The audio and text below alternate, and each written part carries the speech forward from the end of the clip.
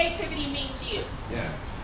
My name is Kendall Joseph, and creativity just means just being yourself. That's a really hard thing to do. So that comes up in every aspect of my life, from waking up in the morning and thinking of interesting ways to keep my son distracted and entertained, so he dresses himself, to even what kind of code and things to write.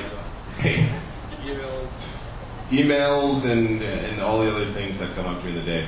This is going to be a very tricky scenario. You're a creative answer. So, this is what creativity means, right here. So, yeah. Just pick one and pass it down. It may not work.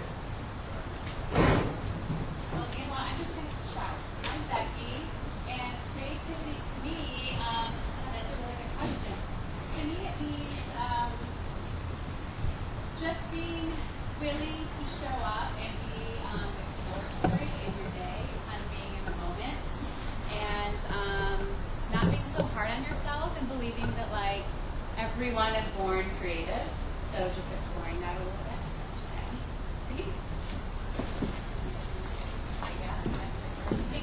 This is what we're doing now? Yeah. The 2 weeks? Okay. Okay. My name is Gracie, and creativity to me means making something out of nothing. And that's something that doesn't always come naturally to people who are even, well, I don't want to speak for the other panelists, but for makers. And that's something that I have to constantly feed the inspiration need. And I try to do that, but don't always succeed. I think that's okay if you're not always inspired. Well,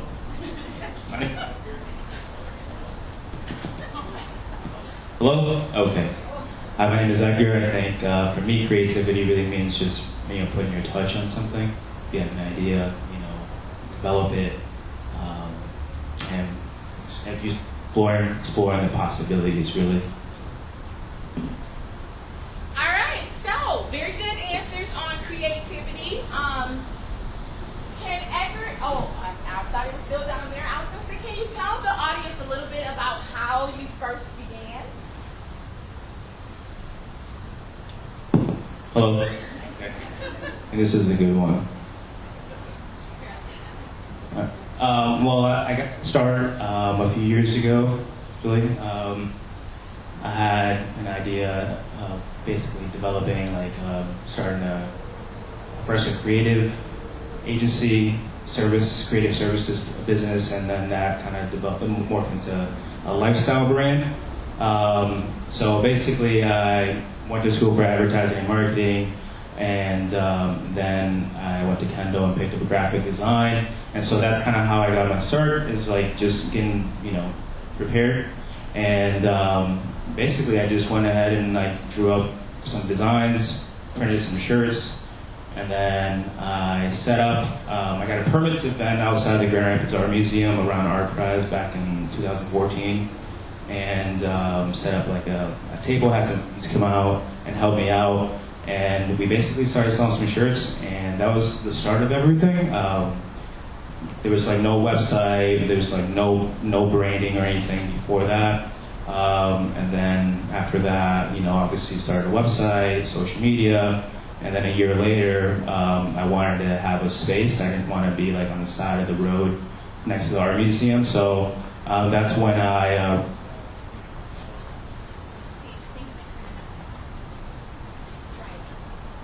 hello? Yeah. So then a year later, basically, I reached out to the downtown market and about a space they had in there, and that was vacant at the time.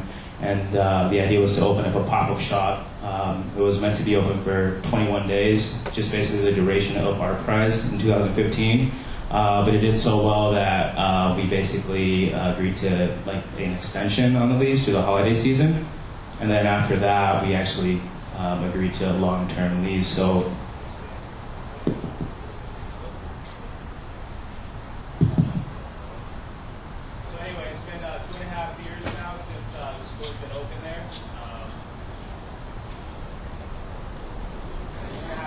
store.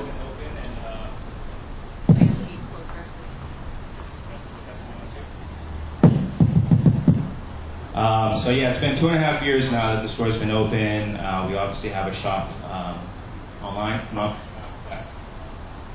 Hello. And we also have now stuff in the Grand Rapids Airport, which is recently was a store that just opened there about a year ago, and we have product in there as well. But more or less, the artist is about an idea and a concept really of doing something original and different and unique.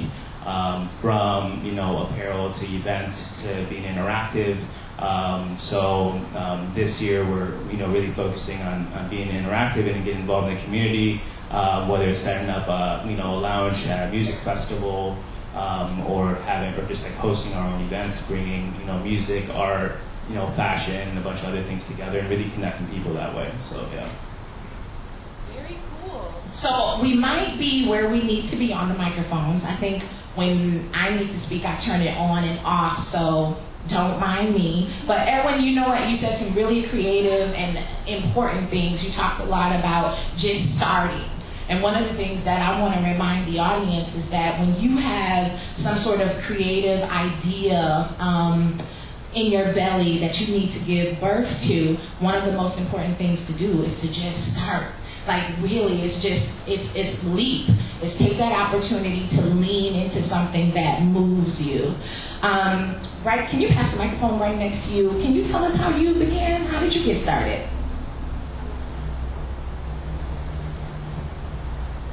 Yeah, so I've been printing for about 8 years now, and I have no formal education with printmaking, so as much as I believe in education, I also think in some ways you might not need it. So don't feel like because you're not educated in a particular craft that your product isn't good, because I think it can be. But yeah, so I got started just kind of on a whim. I found a press and bought it without knowing 2 things about it, which is kind of crazy when it weighs 2,000 pounds, literally. So yeah, I just bought it and figured it out, lots of trial and error over probably about...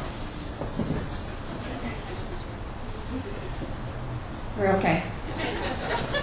Panelist safety is first priority around here. Anyways, so yeah, about 6 months of just trying it out, late nights, crying on the floor. That definitely has happened. But not giving up, just finding resources and digging into it, and eventually having the confidence through encouragement from friends and family to take your first order. It's kind of a scary thing. But Grand Rapids has been very supportive. I think that they had a need for letterpress printing, which you don't really know until you're like in the industry if there's a need for it or not. But yeah, and then 2 years ago we moved into our storefront on Fulton Street, where we're at now, and that's been a real great thing. I used to be in a warehouse with no windows, so now I can see the sun, which is nice, and people can see me too, so that's good for exposure. But yeah. Hi. Oh boy. Okay, so I design jewelry, and so let's see. I moved from college, Kalamazoo, to Detroit area. Didn't know anybody, and thought I want to take a jewelry class. So I took a jewelry class in Ferndale, Michigan, to meet people and to occupy my time. So that's where it started. I took a class there, and then started my first iteration of what my jewelry was going to look like, which looks very different than it does now. So I did that, and then moved again from Detroit to LA, and that's where I really feel like I kind of found my my voice within my jewelry. I took some really awesome classes at a local community center called Barnsdale Art Park, and I took several classes there: metalsmithing, lost wax casting, and I really feel like that's where I found that I loved designing jewelry. It's crazy because you had to stand in line at like 6 in the morning to get a spot in this class. So I remember like getting up at like 5 in the morning, driving to this park to just get in line with all these people I didn't know. But it was awesome because I got to meet a lot of people that way. So again, I also don't have any formal education, but I just took some classes and then moved from LA back to Detroit and took some classes at a really awesome metalsmithing studio there. And yeah, it's been a crazy journey. I think back of like why jewelry, and when I kind of connect the dots, I realized that I worked at a jewelry store in high school, not knowing that this is where I would end up, and that's kind of crazy because it's like, oh my God, maybe the universe does really like exist and have a plan for me. But it's cool because now I can kind of look back and say like, oh my God, this is right. I'm on the right path. So yeah, and I'm still continuing to explore and take classes at a new spot that's opened up here called the Hot Spot by my house. So I'm excited to take some classes there. That's it. All right. Can we just say raise the roof to the people who took a leap without any formal education? I mean, seriously. We live in a society, I think, that tells you have to have certain degrees and you got to do this and you have to have all these accolades under your name in order to live a creative life and be successful. And kudos to those who said, no, I am who I am and I define me, and it's not society standards. You know, I graduated from Boston College Law School in 2005. I did a little bit of trademark infringement law when I first moved back to Grand Rapids. But you know what? I'm not interested in being at a desk for 60 to 80 hours a week. I gotta be amongst my people and feel the love. You know, so it's not always about being book smart. Sometimes it's a creative mixture of book smarts, street smarts, and faith. Carrie, go ahead and tell us how you got started.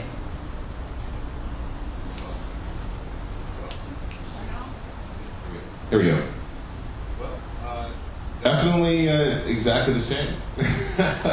I sort of just heard about this thing called code and that it did things.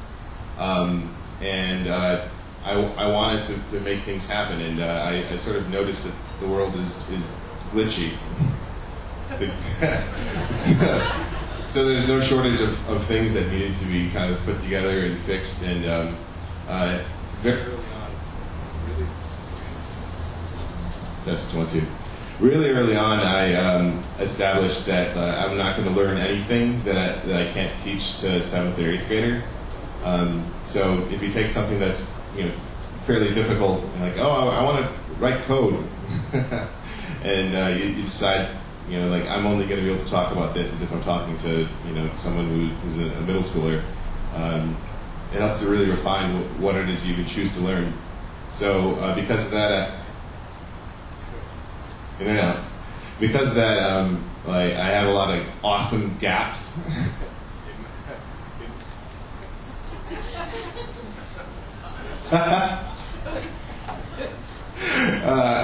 In my knowledge, which they used to scare me, and I'm going to say this publicly. I struggle to do a thing called FTP, and I don't know much about what's called DevOps, and I really can't talk to you in acronyms. I can only talk to you as if you're in 7th and 8th grade. But I can literally make anything, like from a robot to a website to all the things. But that's kind of what you miss. As part of what you miss when you teach yourself is you do miss a lot of like.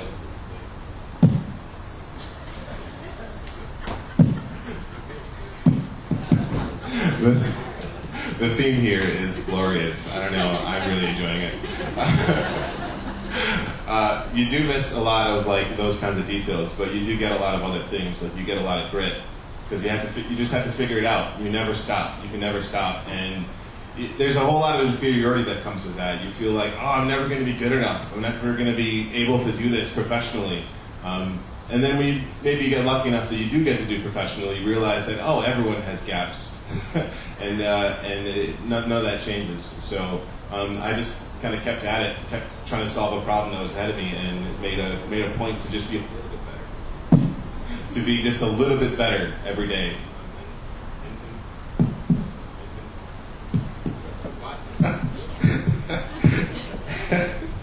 and to essentially just never quit that vibe. I literally might just start yelling. I tried to move because I thought maybe it's me being too close to you. I don't know. Okay. Well, I don't know. We're gonna do what we have to do. So if I start yelling, maybe we should just put the microphones down. But then in the back, will you be able to hear us? Okay.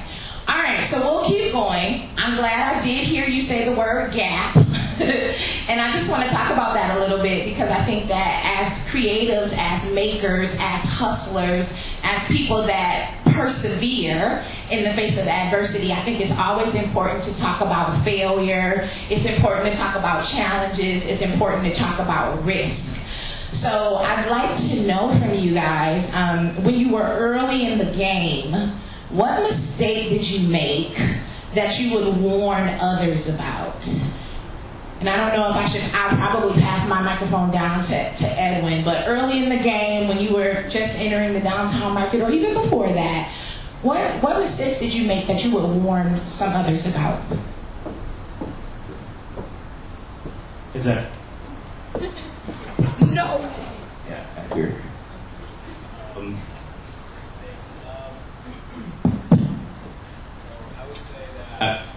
Hello. Testing. 2, 1, 2. All right. I think that. I really think that. 1, 2. I would have to say that, in my experience, like I had this like business plan. This is what I want to do. This is my idea basically all written out, but I never really planned for like. The business actually being successful, and I didn't do a lot of strategizing, and I don't know if you can really prepare for that, but that's one thing I just like got so caught up in working like in the business that I didn't have time to like work on the business, like on here and like you.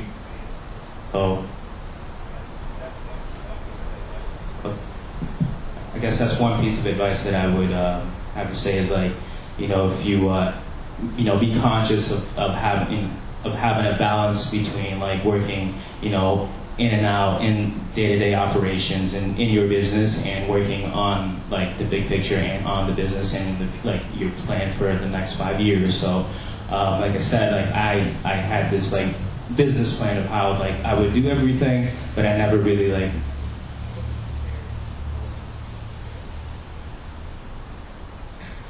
But yeah, I wasn't really prepared for the success of the brand, and so yeah, that's pretty much it.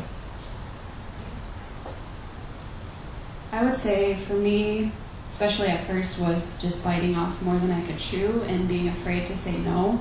I think when you're first starting out and putting yourself out there, you feel like you have to just take anything and everything that comes your way. And I just remember I took one big order. It was like my 4th order ever, and it just about killed me.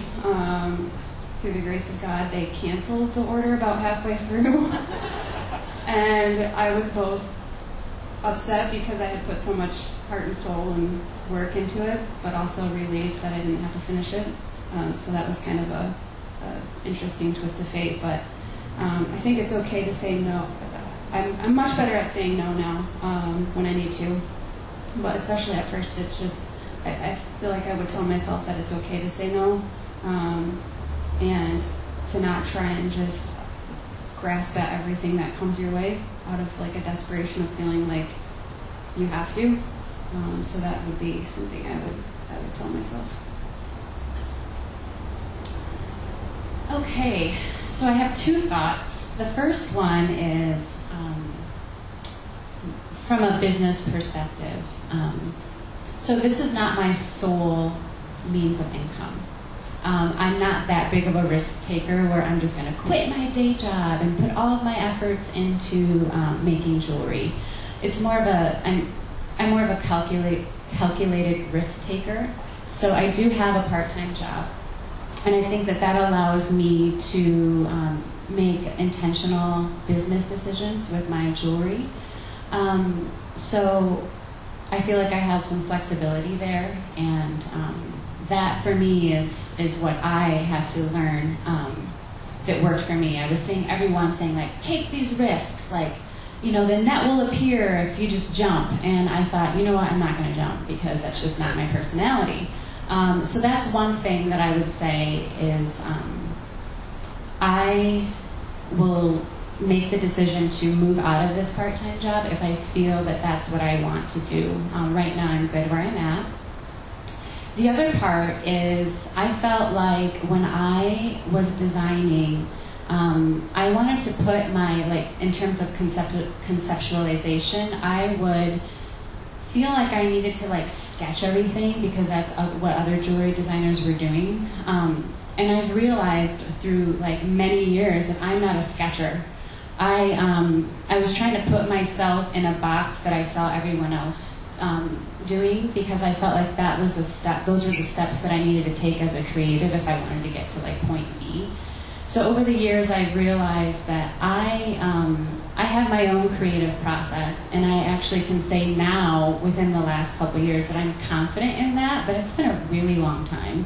I've been doing this since 2007. And it's now 2018, so it takes a long time. It took a long time for me. And comparison and envy, the thief of joy. But guess what? That's kind of my life.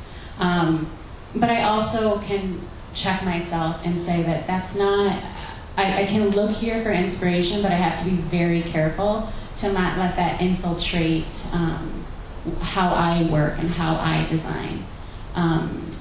So those were some mistakes that and not even mistakes really. I think that those were learning experiences, and those were my growth experiences that I needed to experience to get to where I am today. And gosh, I could really go on forever, but I'm not because I want Kendall to talk. So here you go. Yeah. The number one thing I would think is don't do it alone. Don't do it alone. It might be your passion, might be your drive, but find other people that share that. If you decide that, no, I'm just going to solo solve all the world's problems, you'll find that the world is much bigger than you, and that you have no idea what the world's problems are. So find a community, find a partner, find a friend that cares. There's more than enough people to go around that you can do that. Every craft is a people game. We're making things for each other. So if you're not focusing on that and thinking about that, you're just going to go down your own lonely spiral. And that's easy. That's a really easy thing to do. And probably, I'm not saying this because I avoided that. No, I very much worked alone for a long time. And what you lose, even if you get really good, is any sense of community, any sense of what you're doing it for. You don't get to fail with other people, and that gets lonely really quickly because those low moments it's just you bumming for hours during the night, and you could just be doing that with a friend eating popcorn, Netflix and chill, just the same. So yeah, that'd be my only thing. You don't even have to have any real distant ambitious goals if you have someone else with you and other people with you. All right, yeah. I would totally put a raise the roof on that. Raise the roof. As a creative, I would say the biggest mistake that I made was not being afraid to ask, right? To ask for help. I waited so long to ask for help that when I finally asked for help with some of the things that I really needed help with, I was amazed at the community response that I got from other creatives. So don't work so hard in a silo alone that you don't take that opportunity to reach out and ask for help. It is true, no one's going to work as hard for your dream as you are, but at the same time, you have champions out there in the shadows that you may not even be aware of. So you have to take that opportunity to ask. I want to dig in just a little bit deeper about risk because I remember I I was a housing advocate for quite some time for ICCF for 2 years. I absolutely loved the job. But I decided to leave because at the time my son was still really, really young, and childcare at the YMCA was costing me like $800 a month. So I was like, yo, I love you, but I gotta go so I can find something that's gonna pay me a little bit more and create more stability for me and my son. Little did I know that I was going to end up being unemployed in Grand Rapids, okay, like bubbly, connected to almost everyone, could not find a job for 1 year and 7 months. And I could not tell you how many people were like, you're so brave. Oh my God, you took a risk. I would never be able to do that, to just walk away and take a leap of faith. And so one of the things I want to talk to you panelists about is, like, when did you know? As a creative entrepreneur, sometimes taking a risk for a new venture to find something that really excites you in your life and makes your life feel purposeful, you have to take a huge risk. So what experiences let you guys know that it was time to pursue your passion? We can start with you, Kay.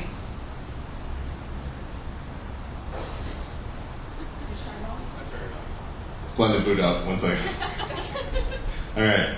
Yeah.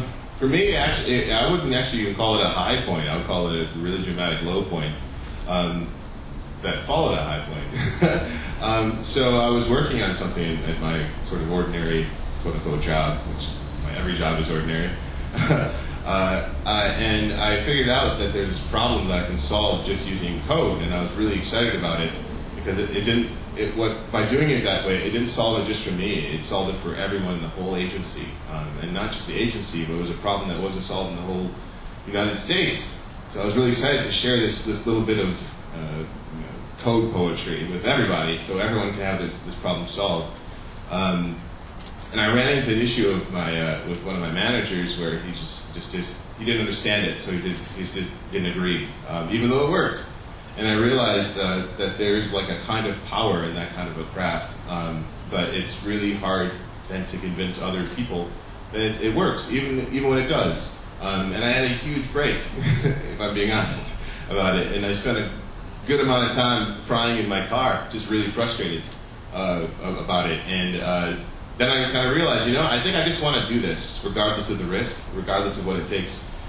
Shortly after, I quit my job and I started a business. I had no idea how to make an LLC, so it's not like it really takes a whole lot. It just sometimes you just get to a point when you just really want to do good, and the world doesn't let you, and you just say no. I'm just going to do good anyways. So I'm actually going to change the question because I've been given my 5-minute warning. So I'm going to give the last 3 questions a different question to each of you. So I'd like for you to pass the microphone down to Edwin, because I want Edwin to tell us a little bit about, quickly, how do you convey the value of your process to buyers? Is it creative mind? Is it experience? Is it expertise that you take into consideration? How do you get that point across to your buyers?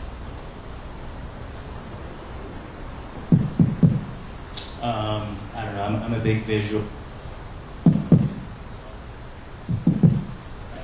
Like to sort of like document the process from like illustration, design, with a pencil and paper to basically vectorizing the artwork on like an Illustrator on a computer, so converting that to digital, and then really document the process of sometimes even, garments being, decorated, whether they're being embroidered by a machine or being, screen printed by somebody. Whatever it is, we keep a couple sewing machines at the store. Sometimes we're sewing, anything from labels to patches to applications on garments. So for me, I think that I like doing that just to like archive it and to have it for memory's sake. But I think a lot of people need to see that because no one knows, what goes into your process unless you show them that. For me, I think there's nothing better than like putting that in like a video and like recapping it And I mean, obviously, you can put things on, on your tag that says like made in Grand Rapids, designed in Grand Rapids, produced in Grand Rapids, so people know that. And all of these things add value to your product. But that's kind of what I do. All right. Very good. Thank you so much for sharing that. So next question. I think I heard you say earlier that you were a transplant. Did I hear that correctly? With the microphones, girl, I'm not sure. Yes, you. No, not a transplant. Okay. Well, still, talk to us a little bit about how Grand Rapids has been helpful in helping you like better your craft. Like, what have we done well, and what can we do better?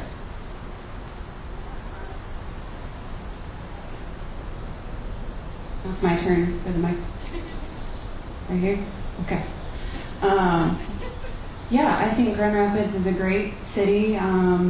For me personally, we didn't really have a commercial letterpress printer, so I kind of like had market share without even really necessarily trying, so that was helpful. And the people of Grand Rapids, the great people of Grand Rapids, were supportive of the industry of craft printing, specialty printing. I do everything 100% by hand on 100-year-old printing presses, so it's very niche kind of market. And so I just kind of moved in and settled in, and it's been growing steadily ever since. One thing that I think I try to do better, I think we can all do a little better, is just connecting with our community. Get out of the car, walk your neighborhood, meet your neighbors, find out what they do, stay away from 28th Street if possible, and just find out what people are doing and support them by stopping in and getting to know them, and hopefully financially too by supporting their product or their service. But I think Grand Rapids has done a great job, and I think it's just continuing to make strides. All right. These will be my last two questions. I'm going to ask you this last question, and then my final question I'd like each member of the panel to address. But my final question for you, B, is how can groups like Creative Mornings better support entrepreneurs, crafters, and the community? Okay, it's on. Well, this is one way, right? The obvious way. Maybe offering some, I don't even know. Maybe some workshops with past speakers and other people that are sitting out here with more tangible, like for instance, for me, it would be awesome to have like a wholesaling workshop with other stores, owners in the area. They can kind of let people know like what they're looking for when they're thinking of bringing on an artist into their shop. So maybe like a Creative Mornings hosted workshop about wholesaling, or maybe a mentor. You know, everyone talks about mentors, but I think they're really important. I don't have one, but it would be nice to have one. Maybe find other people in the community that be willing to do like a mentorship, maybe like a 30 or 60 day type of mentorship, and pair people up by specific industries, or not at all. Maybe we could cross sector and learn more from people in different industries. Yeah, there's a couple more things, but I can't really articulate them at this time. So. All right. Thank you very much. So, last question. I would like each panelist to tell the audience in one word or by providing their favorite quote, what is it that inspires you to just keep swimming? What's your favorite word or your favorite quote that inspires you to just keep swimming? Let's check it. Kids. curiosity. This is more than one word, but for life we learn. Yes.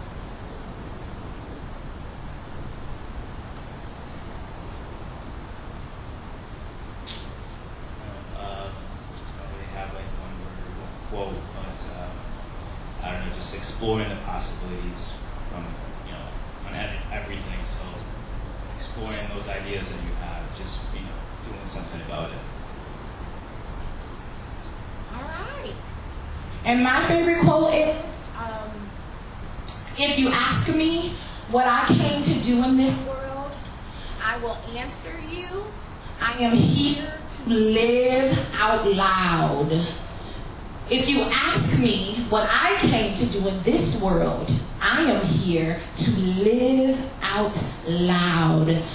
This creative morning, I challenge each and every one of you to be bold, be brave, be brilliant, and to live out loud. Thank you so very much for your time. Clap it up for this amazing crowd.